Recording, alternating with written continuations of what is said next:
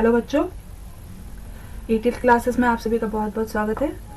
आज हम जो चैप्टर करने जा रहे हैं वो 11th स्टैंडर्ड का है और अकाउंटिंग शुरू कर रहे हैं हम 11th स्टैंडर्ड की। तो सबसे पहले अकाउंटिंग पढ़ने से पहले आप लोगों को ज़रूरत है कि आप लोग ये जानें कि एक्चुअली में अकाउंटिंग है क्या। आप लोग नए नए बच्चे हैं, आप लोगों ने पहले देखा नहीं है, कभी पढ़ा नहीं है, तो आप लोगों को ये जानने की ज़रूरत है कि एक्चुअली में अकाउंटिंग है क्या। तो उसी के बारे में आज हम बात करेंगे। बहुत छोटी सी क्लास होगी हमारी, इसमें ज़्यादा कुछ हम नहीं देखेंगे, बट ये है कि बेसिक चीज़ें हम देखेंगे इसमें, ठीक है। तो सबसे पहले इंट्रोडक्शन टू अकाउंटिंग। अकाउंटिंग का मतलब क्या है, ठीक है। Accounting as a art of recording, classifying and summarising in a significant manner and in term of money. सबसे पहले तो transactions and event which are in part at least of financial characters and interpreting the result thereof. क्या है accounting का मतलब? क्या है? किसी भी चीज को क्लासिफाई करना, किसी भी चीज को समराइज करना, किसी भी चीज को रिकॉर्ड करना। कैसे? एक सिग्निफिकेंट मैनर में और टर्म ऑफ मनी में। किस चीज को एक्चुअली, किस चीज को क्लासिफाई करना है, किस चीज को रिकॉर्ड करना है, किस चीज को समराइज करना है? ट्रांजेक्शन्स को और इवेंट्स को जो किससे रिलेटेड है, फाइनेंशियली रिलेटेड है, ठीक है। किसी पार्टी को रिकॉर्ड नहीं करना है, किसी फंक्शन को क्लासिफाई नहीं करना है। समझ में आ रही है बात? बेसिकली किस चीज के बारे में बात हो रही है? ट्रांजैक्शंस के बारे में बात हो रही है। ट्रांजैक्शंस या फिर कोई भी ऐसी इवेंट जो फाइनेंशियल पॉइंट ऑफ व्यू से इंपॉर्टेंट है, फाइनेंशियल पॉइंट ऑफ व्यू से है, ठीक है। ऐसी चीजों को रिकॉर्ड करना, क्लासिफाई करना और समराइज करना in a significant manner and in term of money, ठीक है। उसे क्या कहते हैं? हम अकाउंटिंग कहते हैं। इसके बाद in order to appreciate the exact nature of accounting. अब एग्जैक्ट नेचर ऑफ अकाउंटिंग मतलब हमें देखना है कि एक्चुअली में अकाउंटिंग है क्या। उस चीज को एक्सप्लेन करने के लिए, उस चीज को जानने के लिए हमें कुछ डेफिनेशंस भी जाननी जरूरी है। किस कौन कौन सी डेफिनेशंस? इकोनॉमिक इवेंट के बारे में जानना जरूरी है, identification, measurement, recording and communication, ठीक है, ऑर्गेनाइजेशन और इंटरेस्टेड यूजर ऑफ इंफॉर्मेशन। तो मैंने ये ऑर्गेनाइजेशन और इंटरेस्टेड यूजर इंपॉर्टेंट ना समझ के ये डिस्कस नहीं किया, बट ये इकोनॉमिक इवेंट क्या होता है और ये आइडेंटिफिकेशन करना, फिर मेजर करना, उसके बाद रिकॉर्ड करना, फिर कम्युनिकेट करना, ये क्या चीज है ये देखना है हमें, ठीक है। तो सबसे पहले हम बात करते हैं इकोनॉमिक इवेंट की। इकोनॉमिक इवेंट क्या होता है? An economic event is known as happening of consequences to a business organisation, ठीक है, which consist of transaction and which are measurable in monetary term. क्या मतलब है कि बिजनेस ऑर्गेनाइजेशन में ऐसी कौन कौन सी चीजें हो रही हैं जिसे हम ट्रांजैक्शन कह रहे हैं और साथ में जिसे हम मॉनेटरी टर्म में मेजर भी कर सकते हैं, ढूंढ भी सकते हैं, देख भी सकते हैं, समझ भी सकते हैं, जान भी सकते हैं, ठीक है। तो बेसिकली इकोनॉमिक इवेंट का क्या मतलब है कि जो बिजनेस ऑर्गेनाइजेशन में जो भी हो रहा है ट्रांजैक्शन, जिसे हम मॉनेटरी टर्म में मेजरेबल है जो, ठीक है, उसे हम क्या कहते हैं? Economic event. If an event involve transaction between an outsider and an organisation, these are known as external event, ठीक है। क्या मतलब? अगर कोई भी ट्रांजैक्शन आउटसाइडर और ऑर्गेनाइजेशन दोनों के बीच में हो रहा है तो उसे हम क्या कंसिडर करेंगे? वो एक्सटर्नल इवेंट है। आउटसाइडर आ रहा है ना, तो बेसिकली एक्सटर्नल इवेंट है। और कोई भी इवेंट जो है वो entirely between the internal wings of enterprise, किसी एंटरप्राइज के अंदर ही अगर कोई कंप्लीटली जो भी इवेंट हो रहा है उसे हम क्या कहेंगे? इंटरनल इवेंट्स, ठीक है। एक्सटर्नल इवेंट पड़ा और उसे हम कहेंगे इंटरनल इवेंट। जैसे सप्लाई ऑफ रॉ मटेरियल और component by stores department to manufacturing department. आप कभी भी कुछ भी मैन्युफैक्चर करने जा रहे हैं तो सबसे पहले आप मटेरियल को अपने स्टोर में लाके रखेंगे, फिर उसे स्टोर से ही तो आप ले जाके मैन्युफैक्चरिंग डिपार्टमेंट में देंगे, अपने ही खुद के। तो इसका मतलब क्या है? ये इंटरनल इवेंट हो रहा है, ठीक है।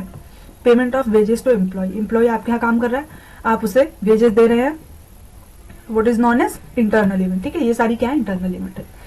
इसके बाद आता है identification, measurement, recording and communication. ये सारी छोटे छोटे पॉइंट्स है। इसमें क्या मतलब है इसका? आइडेंटिफिकेशन का मतलब क्या है? आइडेंटिफाई करना कि किस ट्रांजैक्शन को हमें रिकॉर्ड ये डिटरमाइन करना कि हमें कौन सी ट्रांजैक्शंस को रिकॉर्ड करनी है और कौन सी ट्रांजैक्शंस को रिकॉर्ड नहीं करनी है, ठीक है। तो आइडेंटिफिकेशन का मतलब ये है, जब तक आप कुछ आइडेंटिफाई नहीं कर पाएंगे कि आपको एक्चुअली में अकाउंट्स में अकाउंटिंग करनी किस चीज की है, अकाउंट्स में रिकॉर्ड क्या करना है, किस ट्रांजैक्शन को आपको कंसिडर करना है, किस ट्रांजैक्शन को आपको कंसिडर नहीं करना है, तब तक आप अकाउंटिंग कैसे करेंगे।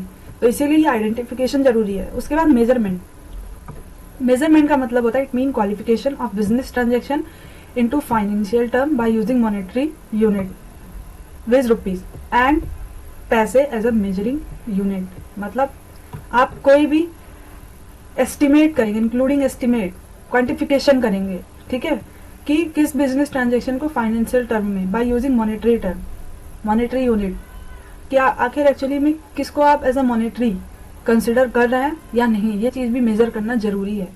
उसके बाद recording once the economic event are identified, ठीक है, एक बार आपको पता चल गया कि आपको किस किस ट्रांजेक्शन को कंसिडर करना है, आपने ये मेजर कर लिया कि क्या ये मॉनेटरी टर्म में ये यूनिट है या नहीं, उसके बाद क्या करेंगे आप उसे रिकॉर्ड करेंगे। रिकॉर्ड किस में करेंगे? बुक्स ऑफ अकाउंट में, ठीक है, in a monetary term and chronological order, ठीक है, मॉनेटरी टर्म में भी कंसिडर करेंगे और उस ऑर्डर में, जिस ऑर्डर में जिससे आप उसे एक्चुअली में कंक्लूजन तक पहुंच सके, ठीक है। उसके बाद बात करते हैं कम्युनिकेशन की। The accounting information system should be designed in such a way that the right information is communicated to the right person at the right time. मतलब क्या है?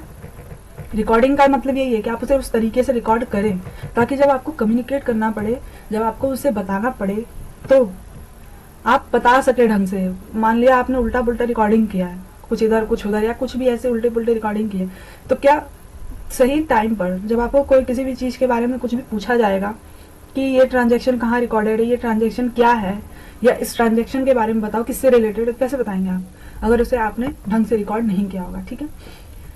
तो ये थी हमारी दोनों डेफिनेशंस, ठीक है। अब इसके बाद हम बात करते हैं next branches of accounting. Accounting के ब्रांचेस क्या है, कौन कौन सी है, किस किस तरीके से आप कौन कौन से उसमें अकाउंटिंग कर रहे हैं। एक तो फाइनेंशियल अकाउंटिंग, ठीक है, दूसरा कॉस्ट अकाउंटिंग और तीसरा मैनेजमेंट अकाउंटिंग, ठीक है। फाइनेंशियल अकाउंटिंग क्या है? जो आपके बिजनेस वगैरह से रिलेटेड है। कॉस्ट अकाउंटिंग क्या है? कि जो भी आप खर्चा कर रहे हैं किसी भी प्रोडक्ट पर या किसी भी मटेरियल पर, उसकी कीमत क्या है, उसके बारे में भी तो आपको अकाउंटिंग करनी है ना, जानना है ना। ऐसे तो कुछ भी आप दे नहीं सकते या ऐसे कुछ भी आप एस्टिमेट तो कर नहीं सकते ना, तो उसे कहते हैं कॉस्ट अकाउंटिंग। और तीसरा मैनेजमेंट अकाउंटिंग क्या है? आपको ये देखना है कि एक्चुअली में मैनेज करना है उस चीज को, या मैनेजमेंट देखना है कि आखिर जो चीज आपने खरीदा या जो चीज आपने एक्सपेंडिचर किया उसके कंपैरिजन में और बाकी सब जो इंडस्ट्री में ट्रांजैक्शन कर रही है या बाकी सब जो लोग ट्रांजैक्शन कर रहे हैं उसके कंपैरिजन में आपका फायदा हो रहा है या नुकसान हो रहा है, ये सारी चीजें आप किसमें देखते हैं? मैनेजमेंट अकाउंटिंग में, ठीक है। इसके बाद ये कुछ क्वेश्चंस हैं, आंसर करना है। देखो, विच of the following is not a business transaction? क्या है इनमें से? अब ये जो 4 ऑप्शन थे इनमें से आपको बताना है कि कौन सा बिजनेस ट्रांजेक्शन नहीं है। तो bought furniture of ₹10,000 for business. मैंने अभी आपको बताया कि जो भी चीजें आपके बिजनेस से रिलेटेड होगी आप उन्हीं ट्रांजेक्शन को कंसिडर करेंगे, ठीक है। अपनी पर्सनल ट्रांजेक्शन को, आप पर्सनल खर्चों को आप नहीं बिजनेस ट्रांजेक्शन में कंसिडर कर सकते हो। तो यहाँ पे आप इसे ये कह सकते हैं कि जो भी फर्नीचर खरीदा है 10,000 का बिजनेस पर्पज के लिए, वो बिजनेस ट्रांजेक्शन है। Paid for salary of employ, अपने एम्प्लॉय को आपने सैलरी पे किया, ये भी बिजनेस ट्रांजेक्शन है। Paid sons fees from a personal bank account 20,000, अपने बेटे की फी पे की आपने अपने पर्सनल बैंक अकाउंट से, ये आपका बिजनेस ट्रांजेक्शन नहीं है, ये आपका बिजनेस ट्रांजेक्शन नहीं है क्योंकि ये आपसे बिजनेस से रिलेटेड नहीं है, प्रोफेशन से रिलेटेड नहीं है। Paid son fees from the business ₹2,000, ये भी आपका बिजनेस ट्रांजेक्शन नहीं है क्योंकि आपने बिजनेस ट्रांजेक्शन नहीं किया, आपका पर्सनल ट्रांजेक्शन है, आप इसे बिजनेस में कंसिडर नहीं कर सकते, ठीक है। इसके बाद नेक्स्ट है, Deepti want to buy a building for a business today. अपने बिजनेस के लिए दीप्ति क्या खरीदना चाहती है? बिल्डिंग। तो which of the following is relevant data for his decision? Similar business acquired the required building in 2000 for ₹10 lakh. देखो,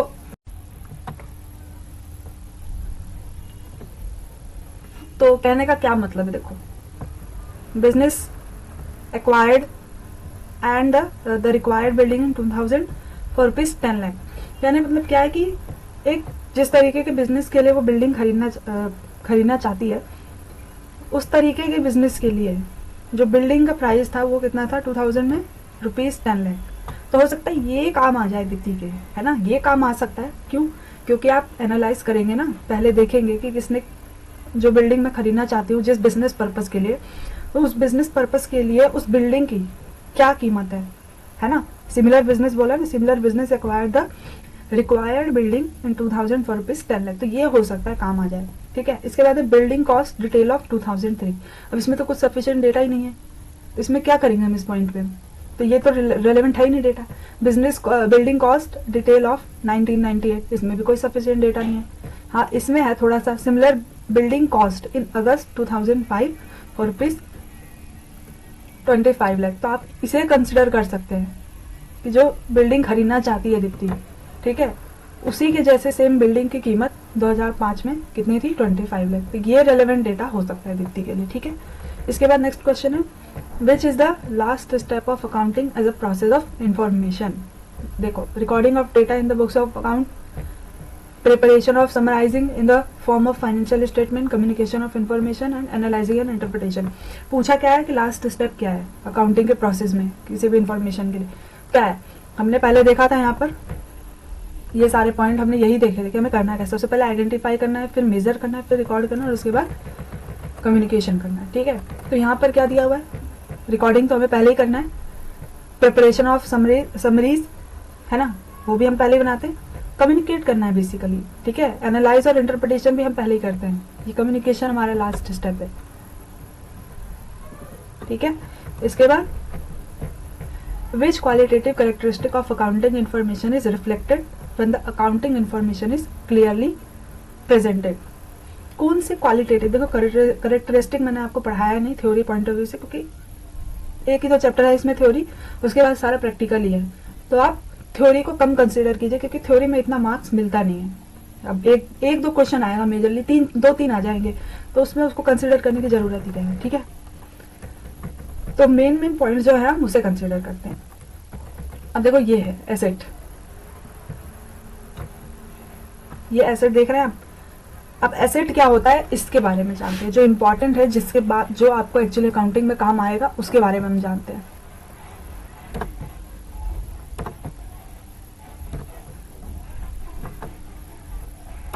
ये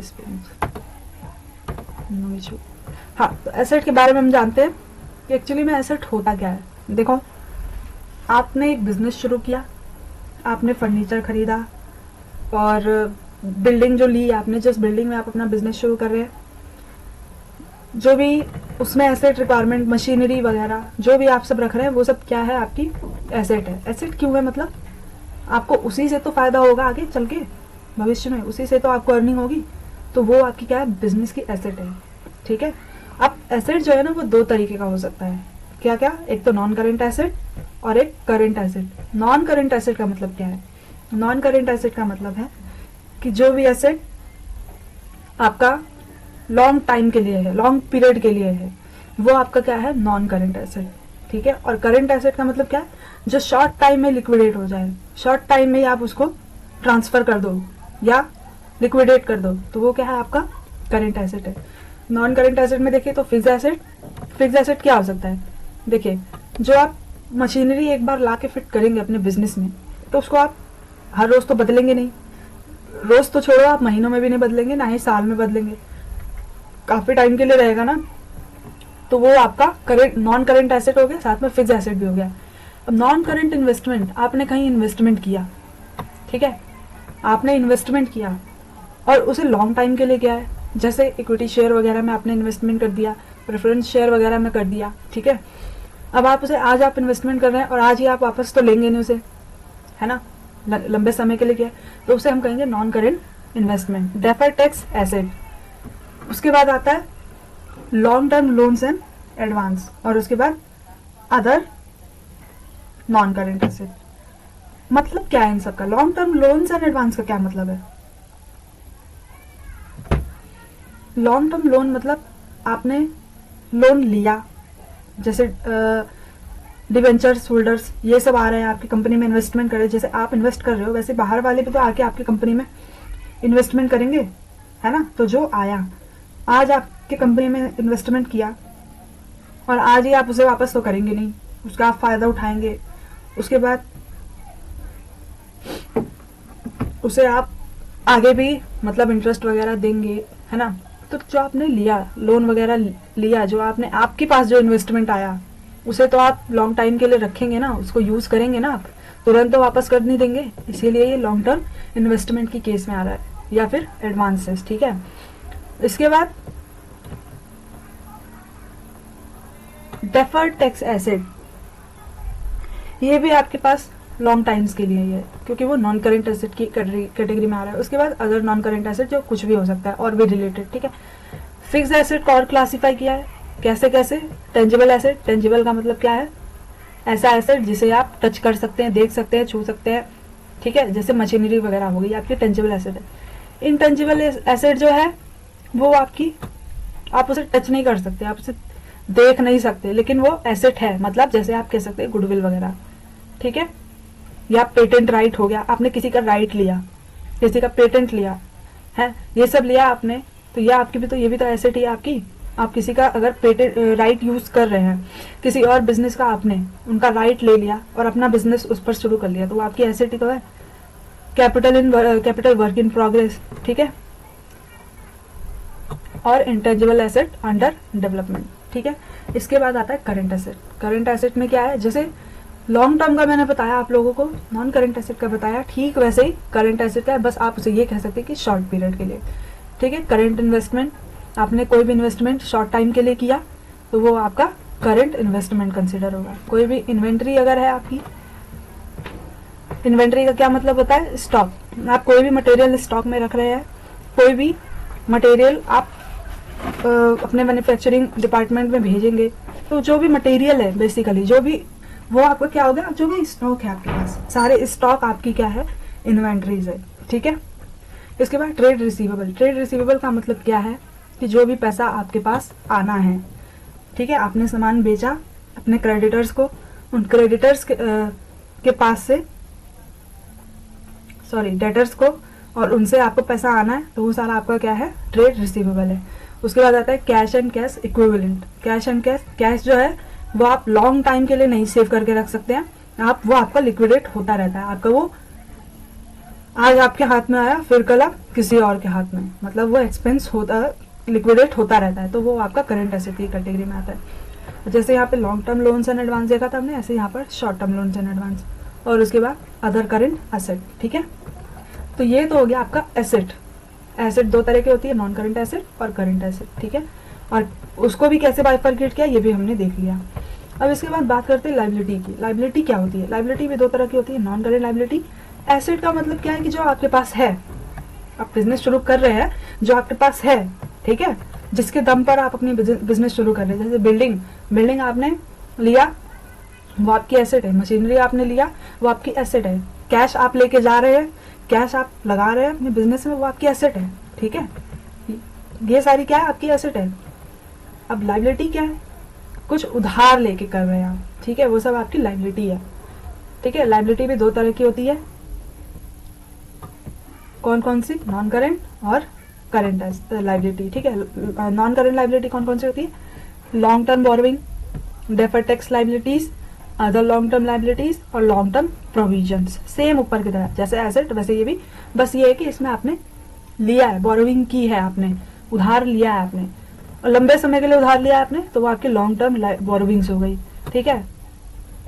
अगर कुछ भी उधार लिया और उस पर जो प्रोविजन आपने बनाया है, ठीक है, आपने कुछ अलग से पैसा आप बना के रख रहे हैं कि हमको फ्यूचर में वापस करना है, अलग से आप एक पैसा इकट्ठा करके चल रहे हैं मान के कि हमने जो लाइबिलिटी ली है, जो हमने उधार लिया है उसे हमें वापस करना है, तो जो आप पैसा एक तरफ रख के चल रहे हैं वो भी तो आपकी लाइबिलिटी हुई, उसे वो आपके पास रहेगा थोड़ी, तो यही मतलब है इसका, ठीक है। और शॉर्ट टर्म बोरोइंग मतलब जो कम समय के लिए उधार लिया आपने। ट्रेड पेबल का मतलब क्या है, आप कभी भी बिजनेस शुरू कर रहे हैं, जाएंगे सामान खरीद के लाएंगे, मान लिया आप मशीनरी खरीद के लाए हैं, ठीक है, वो तो आपकी एसेट है, मशीनरी आपकी एसेट है, लेकिन आप उधार पे मशीनरी खरीद के लाए हैं, तो उस मशीन का पैसा भी तो देना है आपको, तो वो क्या है, आपका ट्रेड पेबल है। मतलब एक एग्जाम्पल, मान लिया आप स्टॉक लेकर आए हैं, उस सामान आप लगा रहे हैं, रॉ मटेरियल लेकर आ रहे हैं, ठीक है, रॉ मटेरियल आप अपने बिजनेस में लगा रहे हैं, और उसको आप क्या कर रहे हैं, देखो वो मशीनरी वाला जो पॉइंट ऑफ है तो वो इन्वेस्टमेंट में आएगा, क्योंकि आप इन्वेस्टमेंट कर रहे हैं एक तरफ से, ठीक है। अब ट्रेड पेबल को आप इस एंगल से समझ सकते हैं कि रॉ मटेरियल आप खरीद के लाए और उधार पे लेकर आए, क्रेडिट पे लेकर आए, आपको देना है ना, तो वो आपकी लाइबिलिटी है कि नहीं है, तो इसका मतलब वो ट्रेड पेबल वाली लाइबिलिटी, यानी आपको अभी पेमेंट करनी है, तो वो आपकी ट्रेड पेबल हो गई। और शॉर्ट टर्म प्रोविजन, जैसे मैंने लॉन्ग टर्म प्रोविजन में बताया कि आपको अभी आप प्रोविजन बना के चल रहे हैं कि आपको अभी ये फ्यूचर में ये पैसा वापस करना है, ठीक है। तो ये हो गया आपका एसेट एंड लायबिलिटी, जो एक इंपॉर्टेंट रोल प्ले करेगा अकाउंटिंग में। अब इसके अलावा और भी कुछ डेफिनेशन है जिनके बारे में आपको जानना जरूरी है। वो क्या है? सेल्स। सेल्स क्या होती है?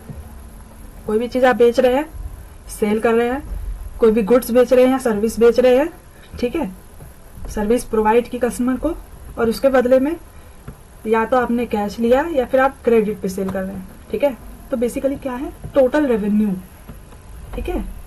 क्या है ये? Sale are total revenue from goods और सर्विस सोल्ड और प्रोवाइडेड टू कस्टमर, ठीक है। सेल का मतलब क्या है? वो सारी रेवेन्यू, टोटल रेवेन्यू जो आपको किससे मिली, गुड्स या सर्विस कस्टमर को बेचा या सर्विस प्रोवाइड की, उसे आप क्या कहते हैं? सेल कहते हैं। और सेल में भी कैश सेल और क्रेडिट सेल, मैंने बताया ना आपको, आप उधार पे भी बेच सकते हैं और कैश में भी। इसके बाद बात करते हैं रेवेन्यू की। रेवेन्यू क्या होता है? These are the amount of business earn by selling its product और प्रोवाइडिंग सर्विस टू कस्टमर। देखो अभी सेल में ही हमने देखा, ऊपर लिखा है ना साफ साफ, टोटल रेवेन्यू। सेल की डेफिनेशन में टोटल रेवेन्यू और रेवेन्यू की डेफिनेशन में सेल, ठीक है। कोई भी अमाउंट अगर बिजनेस अर्न कर रहा है, amount of business earn by selling its product और providing service to customer called sale revenue, ठीक है। इसे हम क्या कहते हैं? सेल्स रेवेन्यू, ठीक है। Other item of revenue common to many businesses are commission, interest, dividend, royalty, rent receive. ये सारी क्या हो गई? Revenue is also called income, ठीक है। रेवेन्यू को हम इनकम भी बोलते हैं। Got it. इसके बाद क्या है? एक्सपेंसेस। एक्सपेंस क्या होता है? अब एक्सपेंस आपको पता ही ना, खर्चा। तो कॉस्ट इनकर्ड बाय बिजनेस, अगर कोई भी बिजनेस कोई भी खर्चा कर रही है in the process of earning revenue, revenue earn करने के लिए, तो उसे हम क्या कहते हैं? Expenses. Generally expenses are measured by the cost of asset. आप अपने से अंदाजा लगा के नहीं बताएंगे कितना खर्चा हुआ है, आप ये देखेंगे कि आप किस चीज को कितने में खरीद के लाए हैं, ठीक है। जो उसकी एग्जैक्टली कीमत होगी, कॉस्ट होगी, वही आपका खर्चा होगा, ठीक है। कॉस्ट ऑफ एसेट कंज्यूम्ड और service used during an accounting period. The usable item of expenses are depreciation, rent, wages, salary, interest, cost of heater, light and water, telephone. ये सारी जो बिजनेस में आप ये सब चीजें यूज कर रहे हो, तो ये सब भी तो आपका खर्चा ही है ना। सिर्फ मशीन खरीद के ले आए तो खर्चा नहीं हुआ, सिर्फ बिल्डिंग ले ली आपने तो खर्चा नहीं हुआ, ये सब भी खर्चा है। आप मशीन खरीद के ला रहे हैं और वहां पे इंप्लॉइज को रख रहे हैं आप काम करने के लिए, तो क्या उन्हें सैलरी वेजेस नहीं देंगे आप? वो भी तो खर्चा ही है आपका बिजनेस का, ठीक है। इन्वेस्टमेंट आपके पास आया, आपने इन्वेस्टमेंट किया, आया आपके पास और उस पर इंटरेस्ट पे कर रहे हैं आप, तो वो भी तो खर्चा है आपका, ठीक है। लाइट वगैरह यूज कर रहे हैं, वाटर, टेलीफोन, ये सब यूज कर रहे हो, तो ये भी तो खर्चा ही आपका। इसके बाद है एक्सपेंडिचर। देखो ऊपर एक्सपेंस देखा, नीचे एक्सपेंडिचर देख रहे हैं। एक्सपेंडिचर का मतलब क्या है? स्पेंडिंग मनी और incurring a liability for some benefit, ठीक है। मनी स्पेंड करना या लायबिलिटी इनकर करना किसी बेनिफिट के लिए, कुछ बेनिफिट के लिए, सर्विस या फिर सर्विस के लिए, और property received is called expenditure. जैसे परचेज ऑफ गुड्स, गुड्स आपने खरीदा, ठीक है, मशीनरी खरीदी आपने, फर्नीचर खरीदा आपने, इसे आप एक्सपेंडिचर कहेंगे। ये जो छोटे मोटे खर्चे थे इसे आपने एक्सपेंस कहा, और अभी जो बड़े बड़े खर्चे हैं ना, जो गुड्स, मशीनरी, ये सब खरीद रहे हैं, आपने एक्सपेंडिचर कहेंगे, ठीक है। द एक्सेस ऑफ प्रॉफिट की बात करें तो the excess of revenue of period over its related expenses, मतलब जितना आपको इनकम हुआ उसके कंपैरिजन में अगर आपने कम खर्चा किया, कम खर्चा करके आपको ज्यादा इनकम हुआ अब आपके अकाउंटिंग ईयर में, तो उसे आप क्या कहेंगे? प्रॉफिट, ठीक है। और प्रॉफिट क्या करता है? ओनर्स की इन्वेस्टमेंट को इंक्रीज कर देता है। मतलब आपके पास अगर ज्यादा पैसा आएगा, ज्यादा प्रॉफिट होगा आपको, तो आप उस पैसे को कहीं और भी लगा सकोगे, ठीक है। इसे कहते हैं प्रॉफिट। अब प्रॉफिट है, उसके बाद गेन क्या होता है? भाई मतलब तो दोनों का सेम ही है, फायदा, प्रॉफिट का भी फायदा, गेन का भी फायदा, है ना, दोनों का मतलब सेम है। देखते हैं क्या है। A profit that arises from event और transaction which are incidental to business such as sale of fixed asset, winning a court case, appreciation in the value of asset. देखो प्रॉफिट का क्या मतलब था? जितना आपने इनकम अर्न किया उसमें से आपने अपना खर्चा माइनस कर दिया, तो आपको जो भी बचा, एक्सेस अमाउंट जो भी बचा, वो आपका क्या हो गया? प्रॉफिट हो गया। लेकिन गेन क्या है? गेन जो है ना, वो कोई भी सडन एक इवेंट हुआ या कोई भी ट्रांजेक्शन ऐसा हुआ जिससे आपको सडनली अराइज होता है। जैसे क्या है? इंसिडेंटली हुआ। जैसे आपने कोई भी फिक्स एसेट बेच दिया, आपने मशीनरी खरीदी 12 लाख रुपए में, ठीक है, और अब आपको अचानक से बेचना पड़ेगा, आप उसे 15 लाख में बेच रहे, तो ये आपको गेन हुआ, ठीक है। इसे आप गेन कहेंगे। या आपने कोई कोर्ट केस जीत लिया, ठीक है, बिजनेस से रिलेटेड आपको कोई कोर्ट केस हुआ किसी इंसान पर, किसी दूसरे बिजनेस पर्सन पर आपने किया और आप वो कोर्ट केस जीत गए, तो भी वो आपको क्या हुआ, गेन हुआ, ठीक है। या आपकी जो एसेट है उसकी वैल्यू बढ़ गई, उसकी वैल्यू इंक्रीज हो गई, ठीक है, मार्केट में, तो वो भी तो आपको फायदा ही है कि अगर आप 10 लाख में कोई चीज खरीद के लाए हो और आज के टाइम में उसमें मार्केट वैल्यू 20 लाख हो गई है, तो वो आपको फायदा ही तो है कि अगर आप आज उसे बेचने जाओगे तो कितना मिलेगा आपको, 20 मिलेगा, 10 थोड़ी मिलेगा, तो वो क्या है, आपका गेन है, ठीक है। इसके बाद आता है लॉस। लॉस क्या होता है, बिल्कुल ऐसे ही जितना आपने खर्चा किया, जितना आपको इनकम हुआ उसमें से आप अपना खर्चा माइनस कर रहे हैं। अगर आपने इनकम एक्सेस किया है, ज़्यादा इनकम किया है आपने, तो वो प्रॉफिट है, और अगर आपने खर्चा ज़्यादा किया है, इनकम कम हुई आपको, तो वो आपका क्या है, लॉस है। तो एक्सेस ऑफ एक्सपेंसेस, यहाँ पर एक्सपेंसेस क्या है, ज़्यादा है, ठीक है, और रेवेन्यू कम है आपकी, जिसे आप क्या कहेंगे, लॉस, ठीक है। और ये ओनर्स की जो इक्विटी होती है उसे कम भी कर देता है। Is that clear? इसके बाद बात करते हैं डिस्काउंट की। डिस्काउंट क्या होता है, आपने सुना होगा ना, कभी भी दुकान पे जाते हैं, भैया डिस्काउंट नहीं देंगे आप, ऐसे करके आप बोलते होंगे, तो उसका मतलब क्या है, क्या चाहते हैं आप, कि जो भी चीज आप खरीद रहे हैं उसकी प्राइस में कुछ डिडक्शन मिले आपको, यही इसे ही कहते हैं ना। आप अगर कोई 20 रुपए की लगा रहा है तो आप बार्गेनिंग करते हैं कि प्लीज इसे 15 का कर दीजिए, 15 में दे दीजिए, ठीक है, बार्गेनिंग करते हैं ना, वही चीज है, वही मतलब यहाँ पर भी है, ठीक है। डिस्काउंट का वही मतलब यहाँ पर भी है। Discount is the deduction in the price of goods sold. जो भी गुड्स बेचा जा रहा है उसके प्राइस में जो भी डिडक्शन है, उसके प्राइस में जो भी कटौती की गई है, उसे आप क्या कहते हैं, discount. It is offered in 2 ways, offering deduction of agreed percentage. अब ये तो 2 तरीके से हो सकता है, या तो एक कुछ परसेंटेज, मान लिया 20 रुपए का आपने कोई चीज खरीदा और मैं कहूँ कि 2% 20% इस पे आपको डिस्काउंट मिल जाएगा, तो यानी आपको 4 रुपए का डिस्काउंट इस पे मिल रहा है, ठीक है। या तो एक एग्रीड परसेंट पे डिस्काउंट मिल जाए आपको, जो भी आपका लिस्ट प्राइस है, या फिर आपको क्या मिल सकता है, कैश डिस्काउंट मिल सकता है। 20 रुपए की चीज खरीदी, चलो मैं आपको 5 रुपए का डिस्काउंट दे रही हूँ, ठीक है। तो ये 2 तरीके से डिस्काउंट हो सकता है। इसके बाद वाउचर। वाउचर क्या होता है, documentary evidence in supporting of transaction is known as voucher. मतलब क्या है, कोई भी ट्रांजेक्शन आप हवा में तो नहीं करेंगे ना, लिख के करेंगे उसे किसी डॉक्यूमेंट पर, तो वो जो डॉक्यूमेंट्री एविडेंस है ना किसी ट्रांजेक्शन के रिलेटेड, किसी ट्रांजेक्शन के सपोर्ट में, उसे आप क्या कहते हैं, वाउचर। जैसे आपने कोई चीज खरीदी और उसने आपको रसीद दी, कैश में खरीदी, तो आपको वो कैश मेमो पर लिख कर देगा कि ये सामान आपने खरीदा, इतने में खरीदा, और रिसीविंग वगैरह उसकी, वो क्या है, वही है, यही मतलब है डॉक्यूमेंट्री, यही होता है वाउचर, ठीक है। If we buy on credit, अगर हमने उधारी पे खरीदा तो हम क्या मिलेगा, हमें इनवॉइस मिलेगा, ठीक है। और व्हेन वी मेक पेमेंट, तो हमें क्या मिलेगा, रिसीट मिलेगा, ठीक है, रसीद मिलेगी, हमने पेमेंट कर दी, पेमेंट की रसीद तो लोगे ना आप, तो यही मतलब है वाउचर का। इसके बाद गुड्स क्या होता है। अब आप लोग सोच रहे होंगे कि क्या मैम इतनी देर से गुड्स करी जा रही है, इसका मतलब ही नहीं बता रही है। इसीलिए नहीं बता रही क्योंकि आगे वो डेफिनेशन में आएगा। देखो, परचेज ऑफ गुड्स, यहाँ पे भी आपने देखा, मतलब कई बार आपने सुन लिया होगा ना, आपको लग रहा होगा कि अगर गुड्स बोल क्या रही है मैडम, तो आप जानते हैं गुड्स का मतलब क्या है। It refer to the product, उस प्रोडक्ट को कहते हैं goods, in which business unit is dealing. Basically आप कोई भी चीज सामान बिजनेस पर्पज से डील कर रहे हैं, तो उस प्रोडक्ट को हम क्या कहते हैं, गुड्स कहते हैं, ठीक है। अब समझ में आ गया होगा गुड्स का मतलब, that is in term of which it is buying and selling और प्रोडक्टिंग एंड सेलिंग, ठीक है। The item that are purchase for use of business are not called goods. देखो, आपने बिजनेस के लिए जो गुड्स खरीदा, जो भी चीज खरीदी, उसे आप गुड्स नहीं कहेंगे। जो भी आइटम आपने बिजनेस पर्पस के लिए खरीदा, उसे आप गुड्स नहीं कहेंगे। लेकिन जो डील करे, बेच रहे हैं, ठीक है, बाइंग एंड सेलिंग मतलब ट्रांजेक्शन्स कर रहे हैं, उसे आप गुड्स कहेंगे, ठीक है। तो product in which the business unit is dealing, मतलब which is buying and selling और प्रोडक्टिंग एंड सेलिंग, ठीक है। जिसे आपने तैयार किया, प्रोड्यूस किया और उसके बाद आप उसे बेच रहे हैं, तो वो आपका गुड्स है, ठीक है।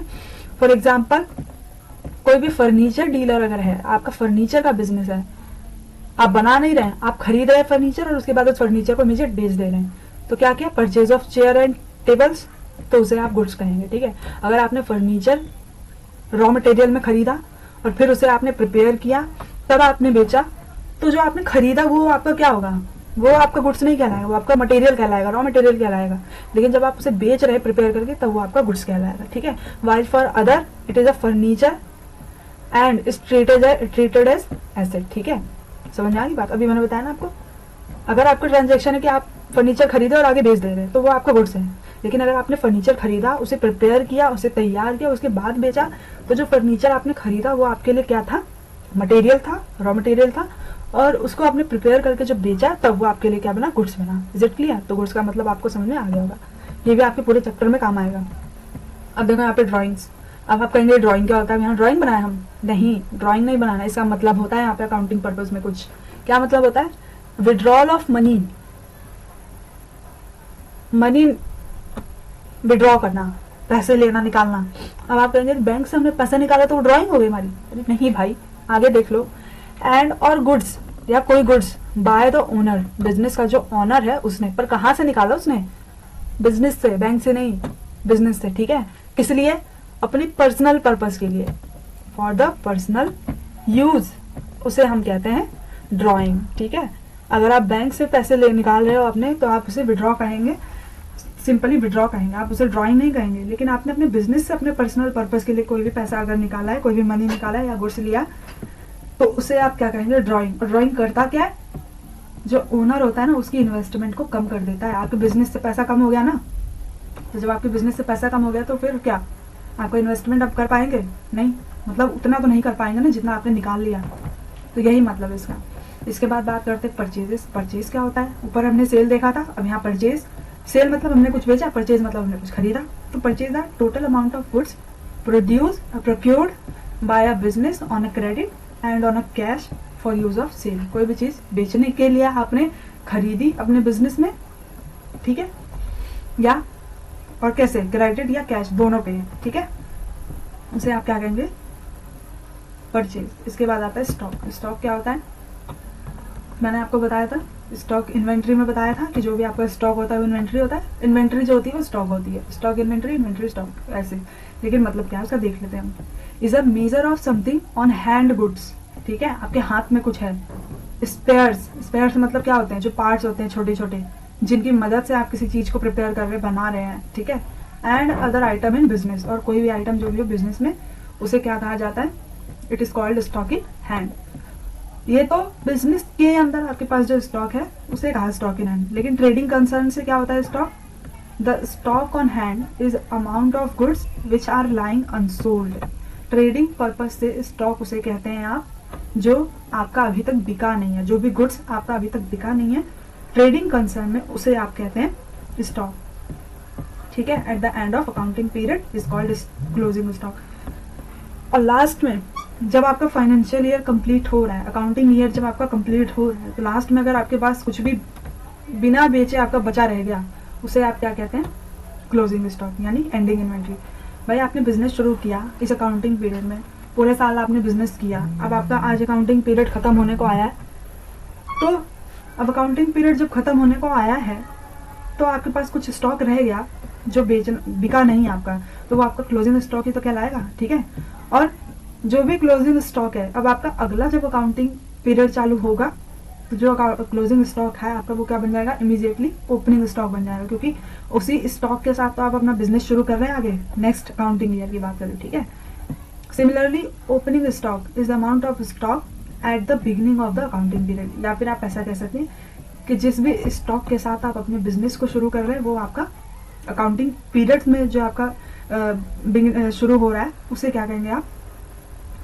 Opening stock. ठीक है, इसके बाद डेटर क्या होता है? डेटर वो पर्सन होता है who owes to an enterprise an amount for buying goods and service on credit।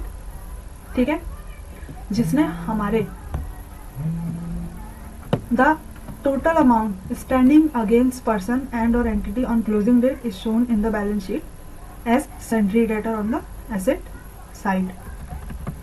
बताया मैंने आपको, कोई हमसे कोई भी चीज क्रेडिट पर लेकर जा रहा है, ठीक है, कोई भी गुड्स या सर्विस, तो मतलब वो हमें पे करेगा।